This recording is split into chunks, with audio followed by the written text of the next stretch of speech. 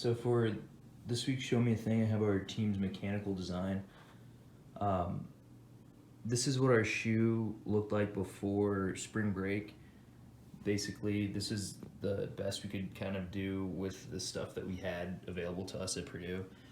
And after messing with the shoe a lot and kind of mutilating it and struggling with it, I just decided to use the tools that I have here at my house to sort of start new. So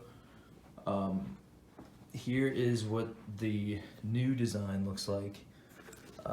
You can see that I have 4 pieces of metal, 2 on either side, that have been cut and bent and stuff into this shape. And in between the pieces of metal, I have spacers. These nuts on the top are a little bit loose so that there's some room so the spacers can more freely move. That way these kind of act like pulleys. So I have the string tied down in the middle here. That way we could tighten it using only one side of the shoe instead of having to wrap 2 different strings around one spool.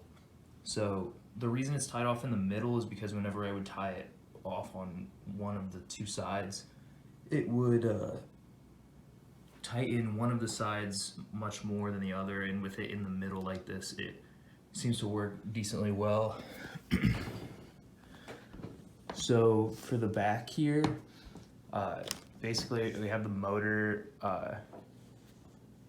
mounted to this bracket that is also just kind of bent metal.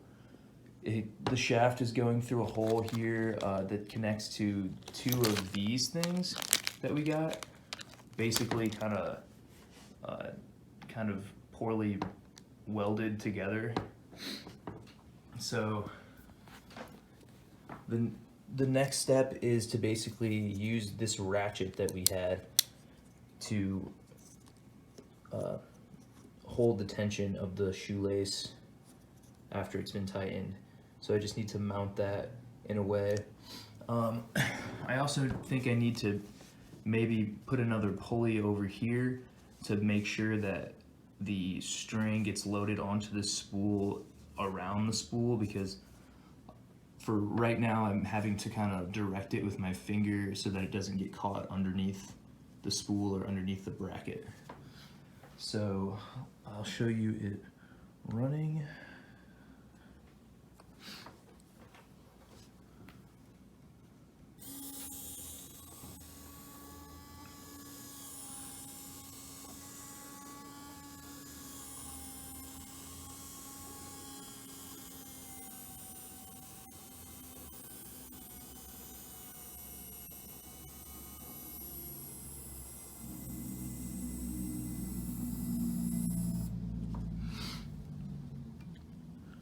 So for right now, the only thing that stops the motor is this magnetic encoder up here.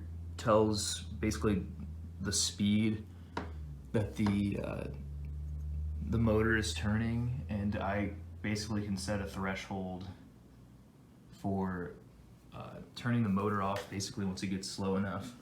So all that really does is cover the case where it stalls out or gets too tight and the motor can't turn or something.